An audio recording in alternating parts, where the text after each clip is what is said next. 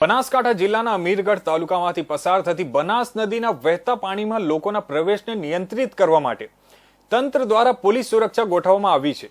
નદીના કિનારે કડક સાવચેતી વધારવામાં આવી છે, જેથી લોકો તણાવમુક્ત રીતે સલામત રહી શકે।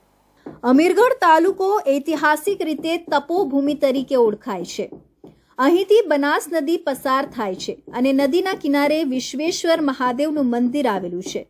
દર વર્ષે આ મંદિરમાં શ્રદ્ધાળુઓ દર્શનાર્થે આવે છે અને ઘણા લોકોને નદીના પટમાં પ્રવેશ કરવા માટે ઉકેલ લેવામાં આવે છે, પરંતુ નદીના વહેતા પાણીમાં પ્રવેશ કરવું એ જિંદગીને જોખમમાં મૂકે છે। અહીંના સ્થાનિક તંત્ર અને પોલીસ દ્વારા નદીના પટમાં પ્રવેશને નિયંત્રિત કરવા માટે સજાગતા સાથે તમામ પગલાં ઉઠાવવામાં આવ્યા છે। લોકોએ નદીમાં ન ઉતરવાની અને એમના જાતે જોખમ ન ઉઠાવવાની અપીલ કરવામાં આવી છે, છતાં કેટલીક વાર લોકો પોતાની મસ્તી અને અજાણપણે ખતરામાં મૂકી નદીમાં પ્રવેશ કરતા રહે છે।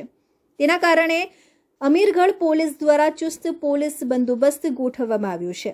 પોલીસના જવાનો નદીના કિનારાએ ખડે પગે નમ્રતાપૂર્વક સ્થળાંતર કરે છે અને લોકો માટે કડક સુરક્ષા વ્યવસ્થા સ્થાપિત કરવામાં આવી છે।